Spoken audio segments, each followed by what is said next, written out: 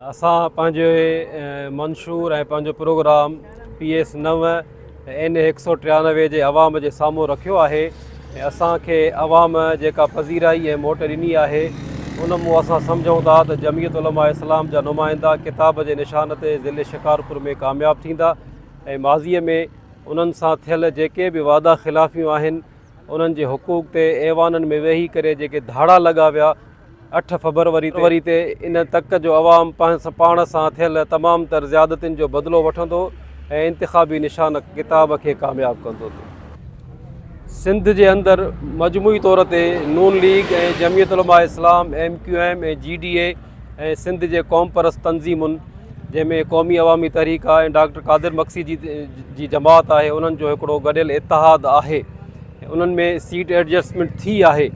पर चंद हल्का अहिड़ा आहिनि जिते कुझु जमातुनि खे आज़ादु रखियो वियो आहे त उहे पंहिंजे वोटर खे पाण सां इंटैक्ट करण जी कोशिशि करनि। उते सभिनी पार्टियुनि जी हिकिड़ी कमेटी वेठी हुई, उते इहो तइ थियो त ज़िलो शिकारपुर इतिहाद जे हवाले सां जमीयत उलमा इस्लाम जे हवाले हूंदो। उते तमामु पार्टियूं जमीयत उलमा इस्लाम जे उम्मीदवारनि खे सपोर्ट कंदियूं पर बाद में नून लीग जेको आहे ज़िले शिकारपुर में जेको आहे पाण खे इन रखण जे लाइ हितां जी कुझु सीटनि जे ते पंहिंजा उम्मीदवार आंदा। चूंकि फ़ैसिलो मथे थी चुको हुयो उन फ़ैसिले खे बरक़रार रखियो वियो। अलबत्ता एतिरी उन में तरमीम कई वई त नून लीग खे बि असां इजाज़त ॾियूं था त उहा बि पाण इलेक्शन लड़े, JUI खे बि इजाज़त ॾियूं था JUI बि इलेक्शन लड़े। अवाम पाण फ़ैसिलो कंदो त कंहिंखे वधीक जेको आहे वोट। अॼु जी एक्टिविटीज़ जे हवाले सां महिरबानी करे थोरो ॿुधाइजो त हिन वक़्तु तव्हां मधे जी बाईपास ते मौजूदु आहियो ऐं कहिड़े सिलसिले में तव्हां GDA जा जेके वर्कर आहिनि झंडा नज़र अचनि था, गाॾियूं नज़र अचनि थियूं, त महिरबानी करे आगाह कजो कहिड़े हवाले सां हिते। अॼु असांजो हिते जेको गॾिजाणी आहे असांजे हिन N 193 ते असांजो मज़बूत उम्मीदवार क़ाइद सिंध अल्लामा राशिद ख़ालिद महमूद सुमरो साहिब जन अची रहिया आहिनि ऐं हज़रत पीर साईं पागार जा फर्ज़न पीर साईं मोहम्मद राशिद साहिब जन बि उहे उन्हनि सां गॾु आहिनि ऐं GDA जा ॿिया अॻवान बि उन्हनि सां गॾु आहिनि जेके ज़िले शिकारपुर में ऐं ज़िले लाड़काणे में GDA जा वर्कर आहिनि या हज़रत पीर साईं जन जा जेके मुरीद ख़लीफ़ा ऐं मोतक़िदीन आहिनि उन्हनि ॾे वर्क जे लाइ अचनि था। असां हिते उन्हनि जे इस्तक़बाल जे लाइ बीठा आहियूं।